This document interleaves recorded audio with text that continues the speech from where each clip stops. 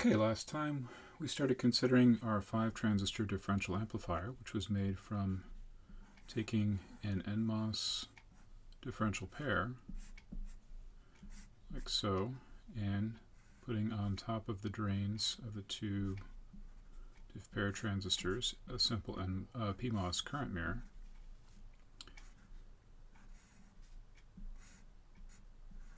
And we thought about how this would behave in response to, say, a change in one of the inputs relative to the other one, which would be corresponding to sort of a differential mode change.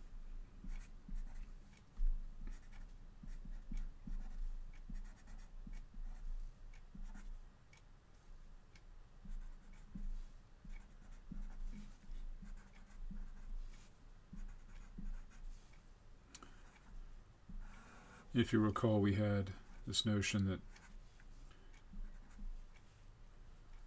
we had this output current I out,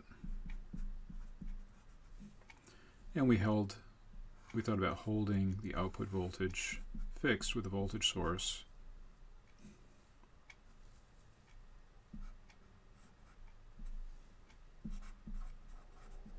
Vout, and then thinking about what would happen if we let go. So let's assume we have VCM and VCM. We've got these currents here, I1, I2,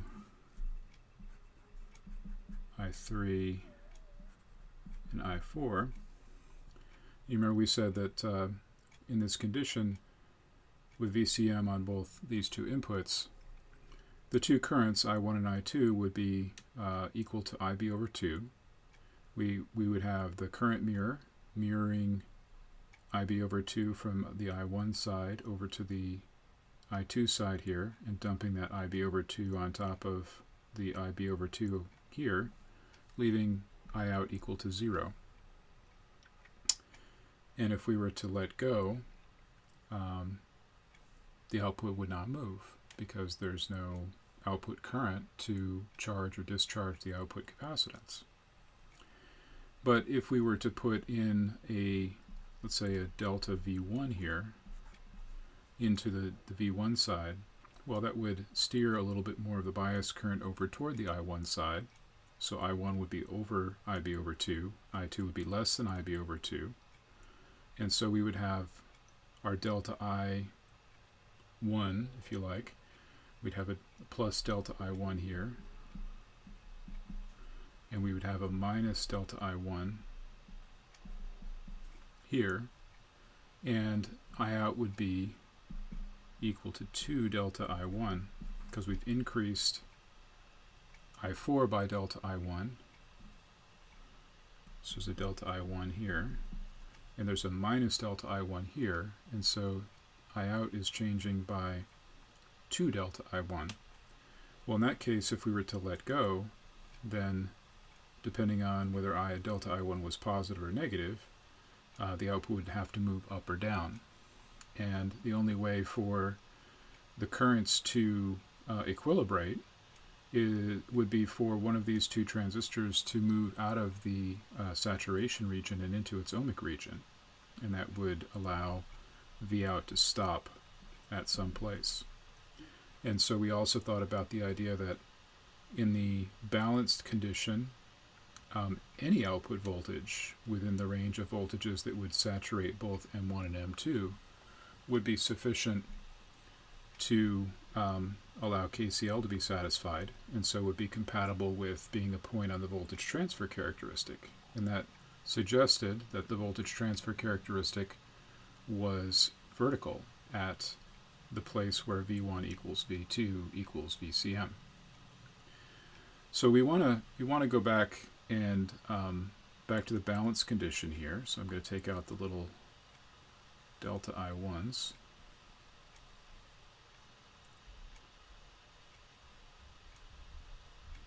And I out would be 0 in this balance condition. This pen needs a little rest.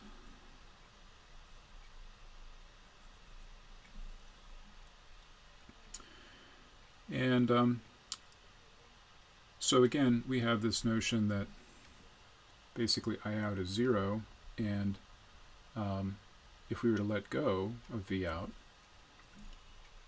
would not change. And so basically any output voltage would be consistent as long as M4 and M2 are saturated with this balanced condition. I want to think about what would happen if I were to put a delta VCM into both sides of this diff pair. Well, if I were to put a delta VCM on both sides of this diff pair, I will move this common source node voltage up by a little bit, delta V. We talked about these two transistors, M1 and M2. If we have a pure common mode signal, M1 and M2 are effectively in parallel with each other, and so behave as a single transistor whose strength ratio would be twice that of either one of them, and so V would move up like a source follower would.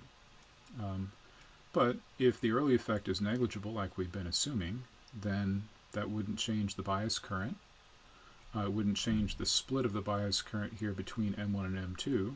They would still be IB over 2. Wouldn't change at all the amount of current being mirrored by the current mirror. And so I out would still be 0. And so if we were to let go of V out, there would be no incentive for V out to move. It would just stay put. And so that suggests that in this kind of idealized picture of the world, what we would call the common mode gain, ACM, which is effectively delta V out over delta VCM, would be basically 0. So we had also the notion that the differential mode gain from last time, which would be delta V out divided by delta VDM, these are actually partial derivatives of basically a voltage transfer characteristic, sweeping one of these around the other one, or sweeping a pure differential mode input, which would be actually, strictly speaking, putting a VDM in here and a minus VDM in here, or something like that, or plus half of VDM here, minus half of VDM there. But for sufficiently small finite deltas, the ratio of this will, in the limit, become that partial derivative. Well, in the absence of an early effect, this differential mode gain is basically infinite. No matter how small the delta V1 that we put in here, that would give rise to a change in the currents. And if these are really current source-like, that will result in a finite change in the output voltage. And if we take the limit as that delta V1, let's say, goes to 0, or the delta VDM goes to 0, you have a finite divided by an infinitesimal, and that limit is going to approach infinity. So here we have a situation where a circuit ideally would have no response to a common mode input, and basically a very, very large response to a differential mode input. And so that's the kind of behavior that we would like to see out of a differential amplifier, something that selectively amplifies differential changes and selectively rejects common mode inputs. Now obviously this is an idealization, and this isn't a realistic picture of what's actually going on. And so we'd like to develop a more realistic picture of what's going on. And in order to do that, we're going to need to take into account the early effect, because that's in effect what's going to be limiting the gain of this kind of circuit. So we're going to start on that project by thinking about how the early effect comes into play in the common mode gain of the circuit. Okay, so we're going to take the circuit apart and consider how the early effect comes into play for the current mirror, the PMOS current mirror, and for the differential pair. So let's think about the differential pair first. So here's the diff pair.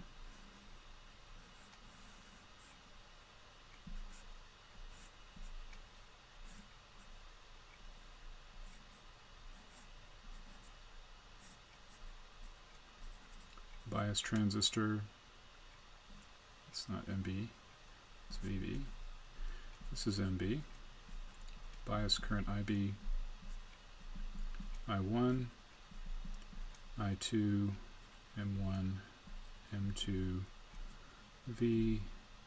And we're going to assume that we have a common mode, pure common mode input.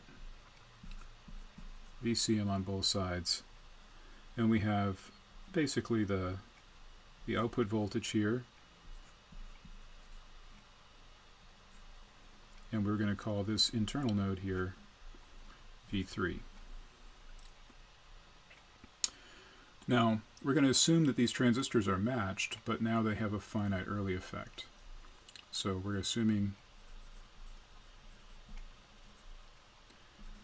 M1 and M2 are matched.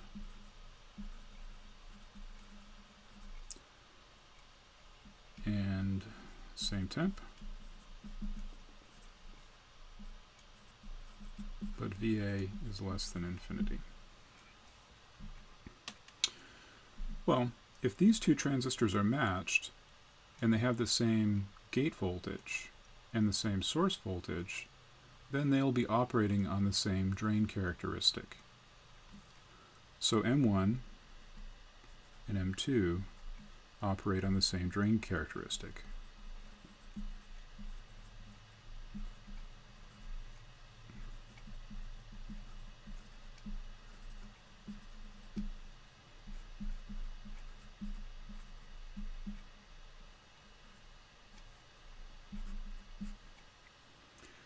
And so if I were to draw that sort of common drain characteristic here, maybe as a function of, we have I1 and I2 as a function of, let's say, V3 or Vout.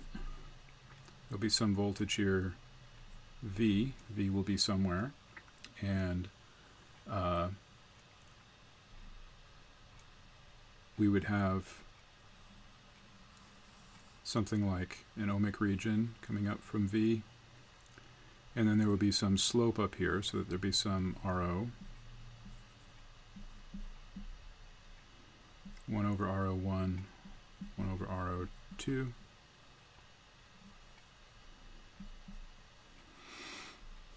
and we would have either I1 or I2 over here on the right hand side.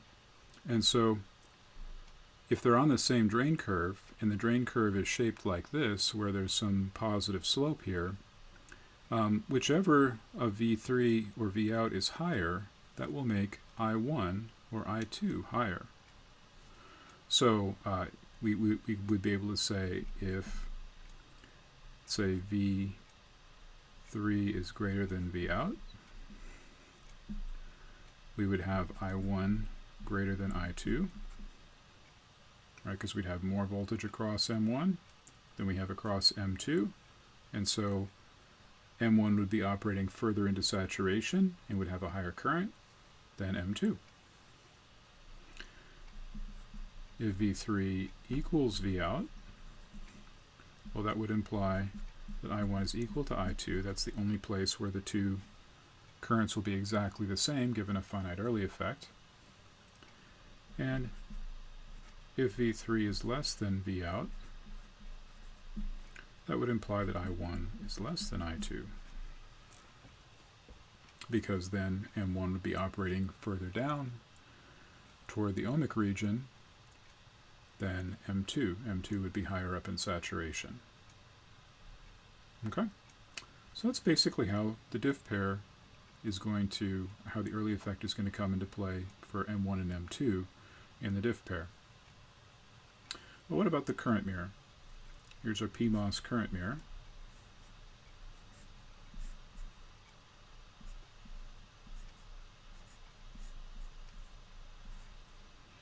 So we had M3 and M4. Vout, I4, I3,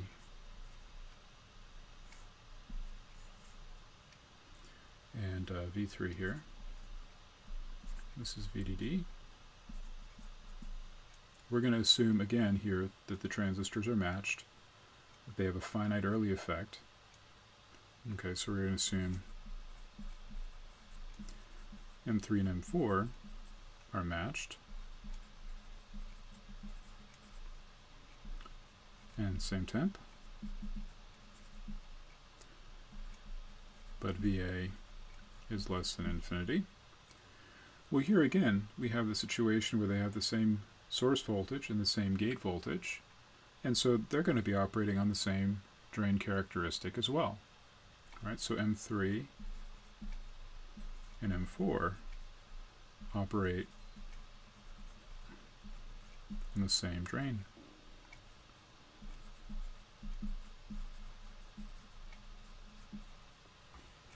And so if I were to plot their drain characteristic, it would be a PMOS drain characteristic, right?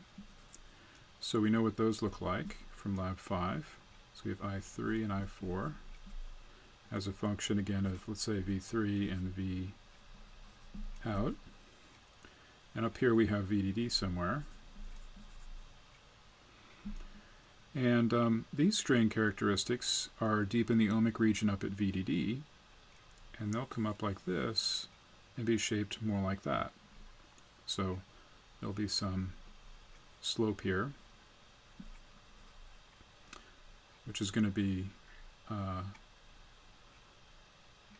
basically 1 over RO4, 1 over RO3.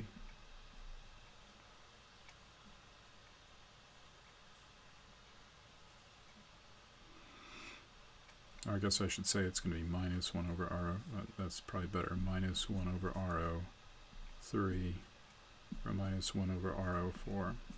So RO is typically considered to be a positive parameter, but the way that we're sort of referencing V3 and V out, the slope is negative. Okay? So in this case, we have a somewhat different situation because of that negative slope, right? So in this case, if we think about V3 being more than V out,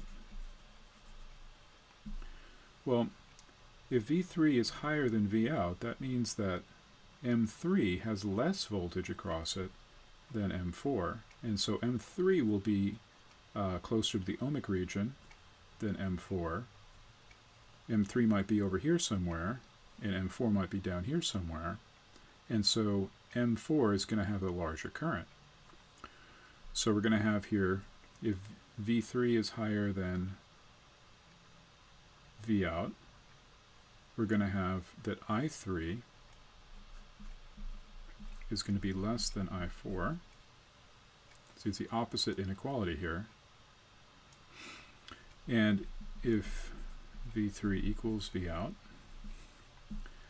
I3 will equal I4. Again, they'll be at the same exact drain to source voltage, so they'll have the same gate voltage, the same source voltage, the same bulk voltage, and the same drain voltage, and so at that point their currents will be exactly equal even if we do have a finite early effect. And if we have V3 less than V out, well then M3 is going to be operating further into saturation because it has more voltage across it than M4. And so we have here I3 is going to be greater than I4. Again, we have the opposite sense of the inequality here in the case where we have V3 less than V out. And so we can combine these things. All right, so when we put these two circuits together and we think about the fact that there's no other place for current to go here at node V3. So KCL implies that in the steady state, I1 has to equal I3.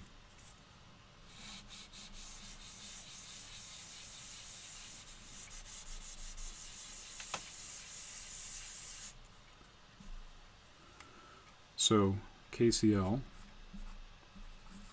at V3 implies that I1 has to equal I3. And so we can combine these inequalities by noting that we have I1 here, and we have I3 here, and those are equal. And so we can combine these things and say, look at the three cases. If, let's say, V1, or rather V3, is greater than Vout, then we have I2 is less than I1. Okay, that's just flipping this around. And that's equal to I3, which is in turn less than I4. Right? So that implies that I2 will be less than I4. But Iout,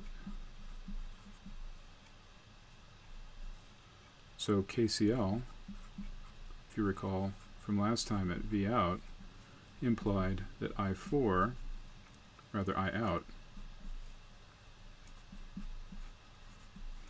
was equal to I4 minus I2. And so we can subtract I2 from both sides of this inequality and find that Iout,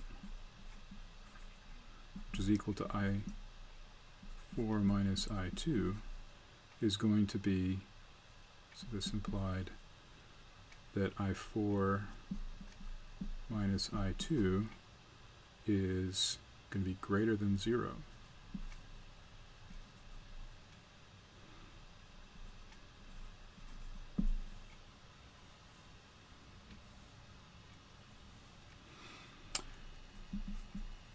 If V3 equals Vout, well, we have I2 equals I1 equals I3 equals I4.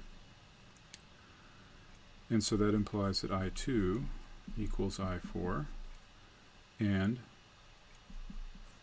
Iout, which is equal to I4 minus I2, is equal to 0 amps. If V3 is less than Vout, the last case, we have I2 is greater than I1, which equals I3, which is in turn greater than I4. So we have that I2 is greater than I4, which means that Iout is going to be, again, I4 minus I2, which is going to be less than 0.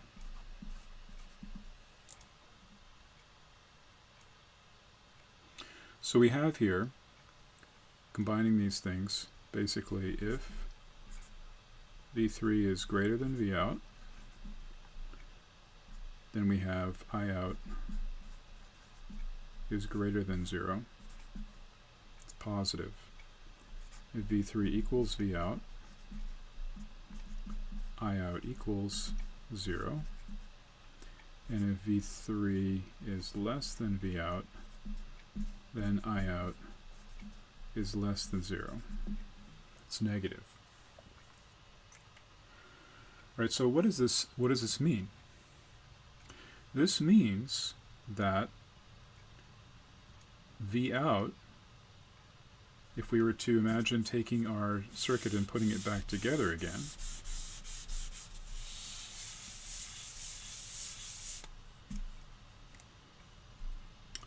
so that we have our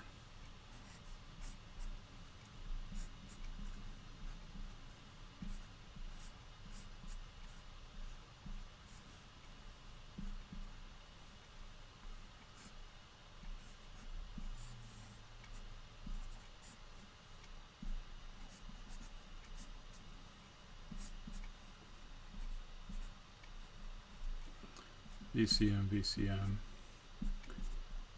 VB,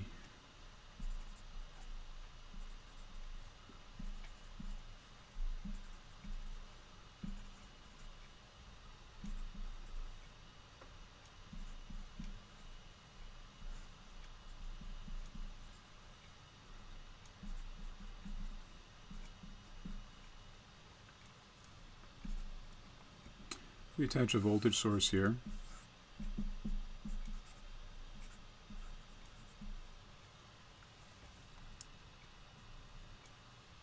And we think about, letting go and seeing where it's going to move.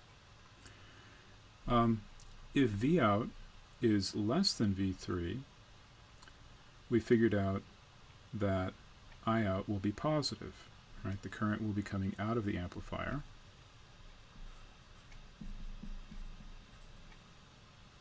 So if Vout is below V3, the current's going to flow out. And if we let go, well, that current has no place to go other than our friendly parasitic output capacitance.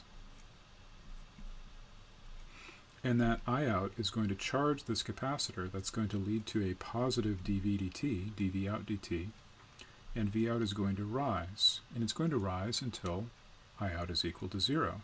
Well, where is Iout going to be equal to 0? Iout's going to be equal to 0 where V3 is exactly equal to Iout, rather Vout. So Vout is going to basically rise until it balances the voltage that is on the input of the current mirror. Right? So if we imagine the situation where, let's say, Vout is higher than V3, well, we would have current flowing in. Right, we said Iout is negative, so current's going to flow in. And if we let go, Vout is going to decrease. That capacitance is going to be discharged, and it's going to fall until it's equal to V3. And so the only place where it's not going to move when we let go is if we start out Vout exactly equal to V3. So that's going to be where the circuit actually wants to operate. So in a realistic situation, when we have matching but a finite early effect, there will be a point on the voltage transfer curve where V1 equals V2, where Vout is going to be basically at the same point as V3. It's going to be about a diode drop below VDD. Okay? We do want to get actually a more quantitative handle on what is the common mode gain of this circuit. And we're going to use this notion that Vout basically does, in the pure common mode case, okay, please don't get confused into thinking that that this idea that Vout is always equal to V3,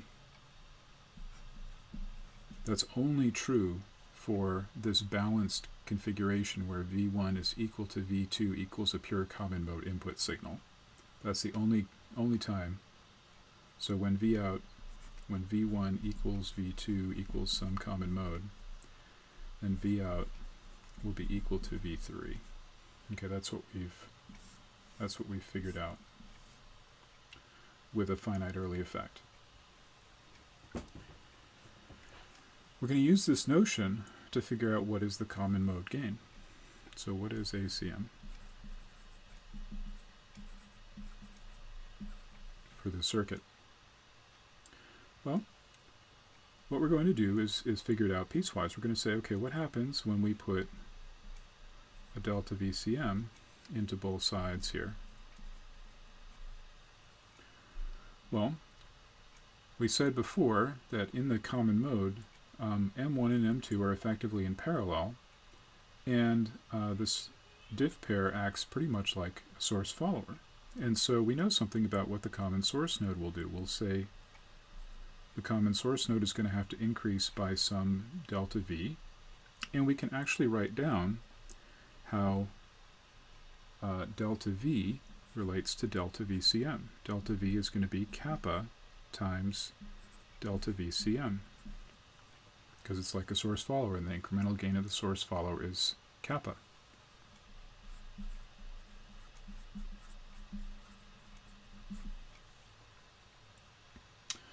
Well,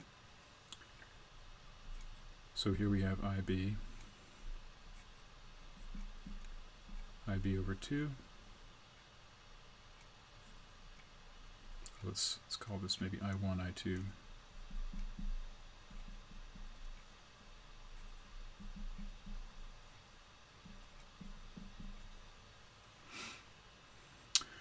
Well, what happens to the current flowing through MB if its drain voltage increases by delta V?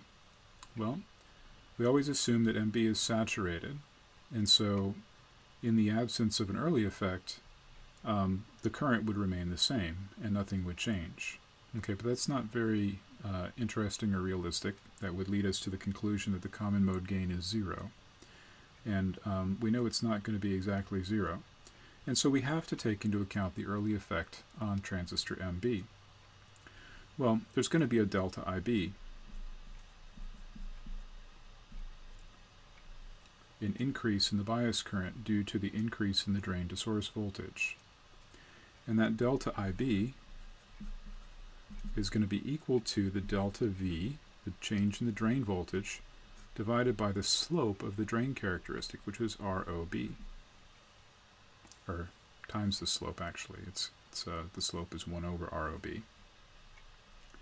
And so we can substitute this in here and write this as kappa times delta VCM over ROB.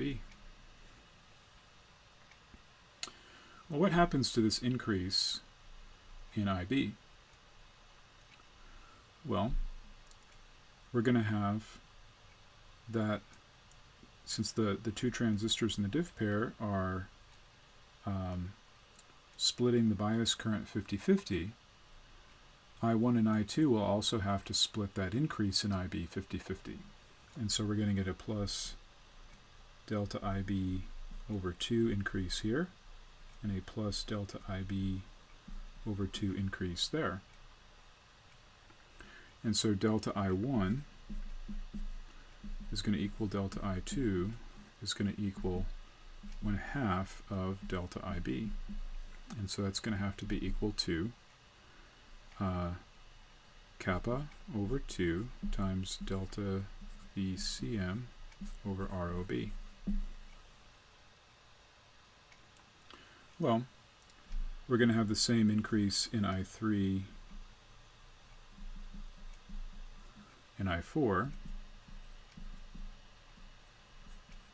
as we had in I1 and I2. And so delta I3 equals delta I4 equals kappa over 2 times delta VCM over ROB. And now we have to ask, well, how is V3 going to have to change in order to allow more current to flow in it? Well, it's a PMOS transistor, and so in order for it to pass more current, the gate voltage is going to have to decrease. And so V3 is going to have to go down, so it'll be a delta V3 and a delta Vout, since Vout is mirroring what's happening on V3. We're going to have a delta Vout equal to a delta V3, which is going to be minus, right, because it's got to go down. And we have to figure out what is that delta V3? Well, we have here a change in the gate voltage accounting for an increase in the channel current. And the parameter of the transistor, the incremental parameter of a transistor that tells me how much additional current do I get for a given change in the gate voltage is the transconductance gain, right? And so V equals I over R. I is equal to G times V. And so a change in the current, to get a change in voltage by a change in the current, we're going to have to divide by the transconductance gain. And so it's going to be minus delta I3 over GM3. And so that's going to be equal to, we substitute in how I3, delta I3 relates to our input, we're going to have our answer. So it's going to be minus kappa over 2 times delta VCM over GM3 ROB. And so ACM, which is delta Vout over delta VCM, is going to be equal to minus kappa over 2 times 1 over GM3 times ROB.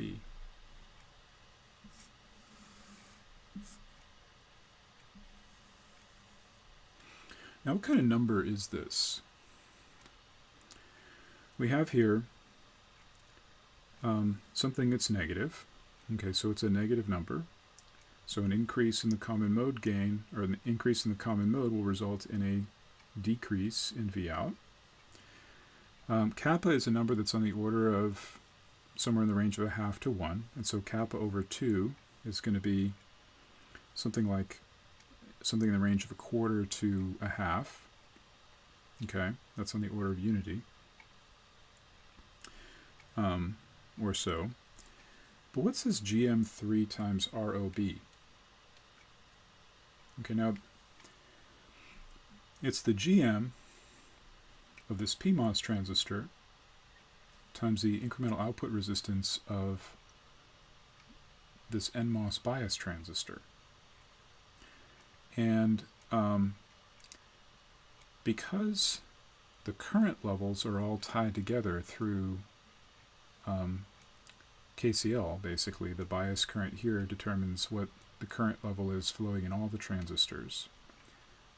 These parameters are going to be tied together in a way that's fairly similar to the way an intrinsic gain of a single transistor would behave. And so GM3 times ROB is going to be something like on the order of the intrinsic gain of one of these transistors, given the level of inversion that we're operating at. And so we have a number here that's going to be something like 1 over 100, or maybe 1 over a few hundred, or maybe 1 over many tens, depending on whether we're up in strong inversion or in moderate inversion or weak inversion. But this is going to be something like 1 over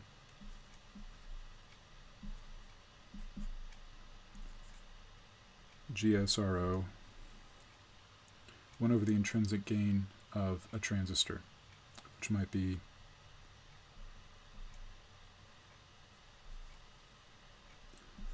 .01 or 0.001, something like that.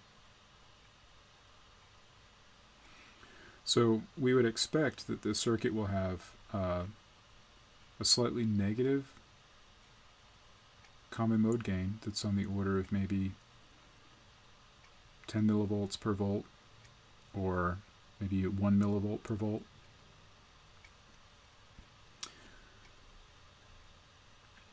We'd also like to get a handle on the differential mode gain and how that compares to the common mode gain.